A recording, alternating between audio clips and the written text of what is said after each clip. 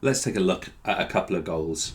There they are, my dear, what a lot of words. And if you want to pause the video, feel free and actually sort of read these a little bit and just sort of take them in. I'm going to address the first one to begin with. I'm recording here in my action plan. I aim to improve my first serve return percentage versus performer X from 37 to 48% over a 6-week period. The goal will be measured during a best of 3 set match during a Saturday morning training session. This will include a pre-game measure and a post-game comparative measure. So I really wonder, if you're taking part in this video, how many times you've set a goal equivalent to that in terms of your sporting performance. Now, I've got sort of 2 skill goals here, but there's no reason why this couldn't be a fitness testing goal, for example. And the first question I want to pose to you is, do you set goals like this and measure those things? So that's what we're going to sort of ask you as a performer to think about. But secondly, I want you to think about, and by the way, we're going to come back to those goals in quite a lot of detail in a second. I want you to think about the importance of goal setting. Having seen that one or those 2 of goal setting, and I should have said, by the way, effective goal setting. Really, I missed that word out. I was meant to include that.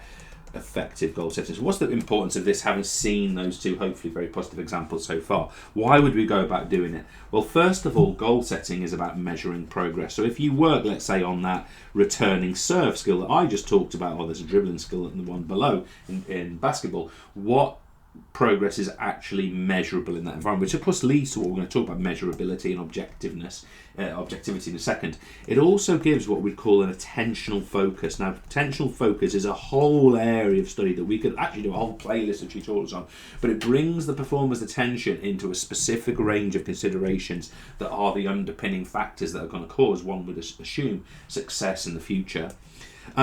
Goals are also really good for increasing motivation. Take, for example, that what you are trying to do is controllable, where you're trying to get to is controllable. That can increase motivation for a performer. Also, it relates to something called the drive reduction theory, which is the importance of setting goals so people know what it is that they're aiming for and that those goals are relevant. Goals can also build confidence. Think, for example, someone might be judging themselves purely by the goal that's been set. Now, that's controllable by the performer and can lead to confidence in that performer. It can also lead to what we call increased persistence. Someone's going to train more often because they're trying to get to that goal. It's going to keep them going in the tough days, maybe through the winter or whatever. It can also help an athlete to reduce what we might describe as stress or anxiety. Okay, so the fact that a performer has this kind of controllable goal, it's in their hands, it's achievable, that's a really positive thing. It can also help a performer to control arousal, not to get sort of too heated if a performance is not going well, because they're going to try and focus in on the goal that they're trying to get to specifically. That can help a performer to control that arousal, which of course can be both positive and negative in performance, and we'll look at that in other tutorials. It can also improve performance. Now, obviously, the goal that I just shared a moment ago was a clear skill goal, right? It can actually up arrow, increase or improve technique. Good goal setting can make us a better performer, make us more skillful. And finally, I'm going to say that was meant to be a different colour. I'm going to say that it helps to develop new strategies. That's a D, not a P, by the way. Develop new strategies, because if we work on something like a better return in serve, that's going to allow us to develop new strategies around our game. Oh, sorry, I did have one other. Let me just shout at the microphone there. It can make training specific.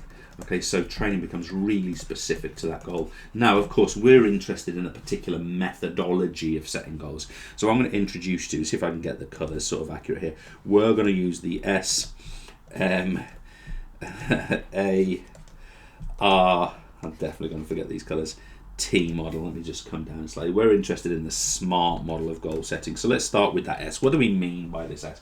Well, the S relates to specific. We want our goals to be specific, okay?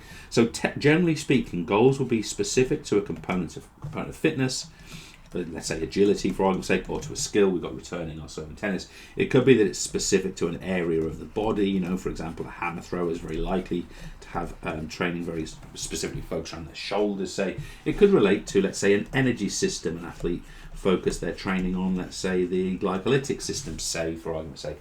And also, it's specific to what we describe as the intended outcome. Now, if I just zoom back up to, we'll actually have a look at the first goal we looked at a second. Is this specific to this performer?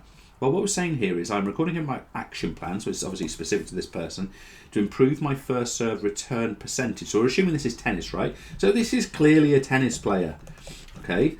And we can also say that it's specific because they're not returning the serve successfully against this performer X. So it's specific to this individual for that. It's relevant, for want of a better phrase. Now, we also want to make our goal measurable. Now, we already know that our goal that we just looked at was measurable, but why is it important to make it measurable? Well, we want it to be objective, okay, so it's effectively a quantitative measure. We want to know whether the goal was achieved or failed, okay, which of those does it fit into, and of course that's going to help us assess, and we might be interested in scores, we might be interested in heights, we might be interested, as we saw before, in ratios. We might be interested in things such as distance, or fitness test result, these sorts of things. So is our goal back above the one I've focused on so far? Is it measurable? Well, yes.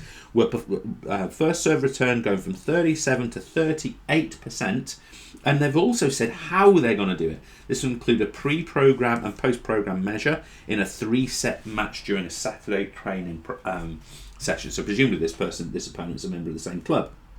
Now, let's move on. We've got A, which is achievable. Achievableness, or we sometimes call it realism and being realistic.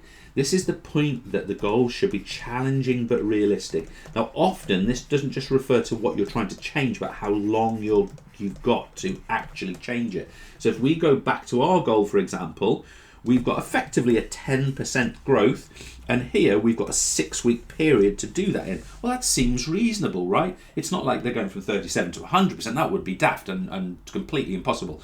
But it's just in the reach. It's just in the arm's reach, but achievable. It's challenging, but achievable. Now, the R, often we refer to the R as realistic, and I've mentioned that word already. In fact, it's written just above.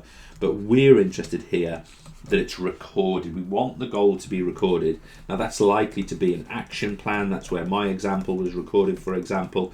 We could also look at something like a logbook. Keeping a training logbook is a really good example. We could be talking about sort of like monitoring results.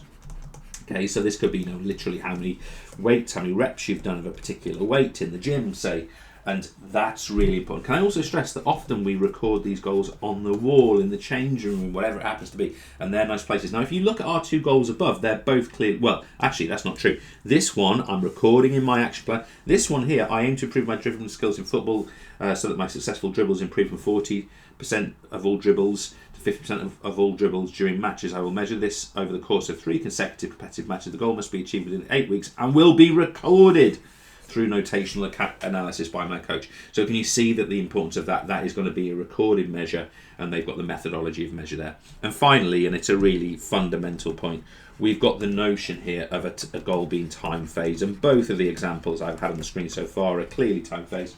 We are talking about the time phase being specific, and it must relate to being achievable. And what I mean to that, or let me say relate to the A. What I mean by that is that our goal, the time frame for our goal, we've got here, how long did I put in here? It's got to be within 8 weeks here, and it's got to be within 6 weeks here. So there's clear evidence of time phasing within our goals. But the other thing is that 8 weeks, we would argue, should be enough time from get to 40% to 50%, and that's relates to that achievability of the goal. So that's the goal. That's goals. That's the importance of effective goal setting. And that's the SMART principle. Oh, sorry, I did forget something. On your course, you will also get a mark for recognising the importance of the goal being agreed.